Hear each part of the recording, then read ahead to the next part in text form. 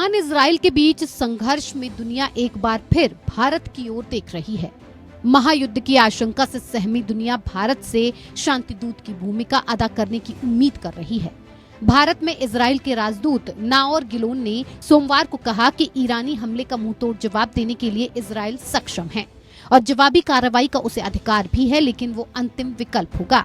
ऐसे में इजराइल के राजदूत नाओर गिलोन ने भारत से अपील की है कि उसे पश्चिम एशिया क्षेत्र में स्थिरता लाने में भूमिका निभानी चाहिए। गिलोन ने कहा, मुझे लगता है कि एक मित्र के रूप में हम भारत से ये उम्मीद करते हैं कि वो अंतर्राष्ट्रीय समुदाय में बेहद मजबूती से ये सुनिश्चित करे कि ईरान पश्चिम एशिया में अस्थिरता पैदा करने की अपनी गतिविधियों को रोके। गिलोन ने कहा कि भारत को स्थिति को सामान्य करने के लिए अंतर्राष्ट्रीय क्षेत्र में एक बहुत सम्मानित पक्ष के रूप में अपना प्रभाव डालना चाहिए।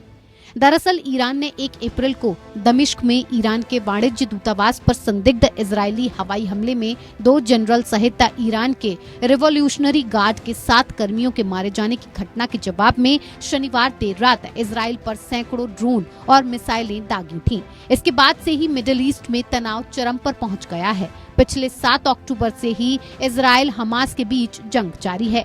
इस जंग में ईरान मजबूती के साथ हमास के साथ खड़ा है और अब तो ईरान और इजराइल के बीच सीधी टक्कर शुरू हो गई है, जो दुनिया के लिए सबसे बड़ी चिंता का सबब बन गया है। जिस तरह से इजराइल हमास जंग में ईरान उतर गया है, इससे आशंका जताई जा रही है कि कहीं हम तीसरे विश्व युद्ध की ओर तो नहीं बढ़ रहे हैं। इजराइल पर ईरान की ओर से ड्रोन और मिसाइल हमला किए जाने के बाद भारत ने रविवार को कहा था कि वो दोनों देशों के बीच बढ़ते संघर्ष को लेकर अत्यंत चिंतित हैं और हमले से क्षेत्रीय शांति और सुरक्षा को खतरा है।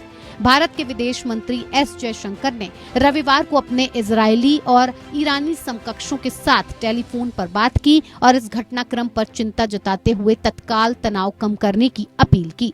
दरअसल ईरान और इजराइल दोनों से ही भारत के अच्छे और मजबूत संबंध हैं। ऐसे में जब भारत को दोनों ही दोस्त आपस में उलझ पड़े हों तो भारत के सामने धर्म संकट की स्थिति पैदा हो गई है। अगर दोनों के बीच जंग बढ़ती है तो भारत की अर्थव्यवस्था और सामरिक सुरक्षा पर भी असर पड़ना तय है। ईरान इजराइल युद्ध की आशंका को देखते हुए इसका नकारात्मक असर महंगाई पर भी पड़ सकता है। कच्चे तेल की कीमत $100 तक पहुंचने की आशंका व्यक्त की जा रही है। पिछले कुछ दिनों में कच्चे तेल की तेजी के पीछे यही संकट अहम माना जा रहा है। इसका असर महंगाई पर पड़ सकता है। वहीं अगर इजराइल और ईरान का भी संघर्ष शुरू हो गया तो भारत के डिफेंस सप्लाई पर असर पड़ सकता है। ऐसे में अगर LAC पर चीन कुछ हरकत करता है और चीन से विवाद बढ़ता है तो हमारे सपोर्ट और सप्लायर अपनी ही लड़ाई में व्यस्त होंगे, जिसका असर भारत पर पड़ सकता है। वैसे भी इजराइल और ईरान दोनों भारत के लिए अहम हैं। इजराइल भारत का स्ट्रेटेजिक सप्लायर है तो सेंट्रल एशिया रिपब्लिक और ईस्ट यूरोपियन देशों तक कनेक्टिविटी के लिए ईरान अहम है। इसीलिए भारत तो यही चाहेगा और यही कोशिश करेगा कि दोनों ही देशों के बीच संघर्ष आगे ना बढ़े।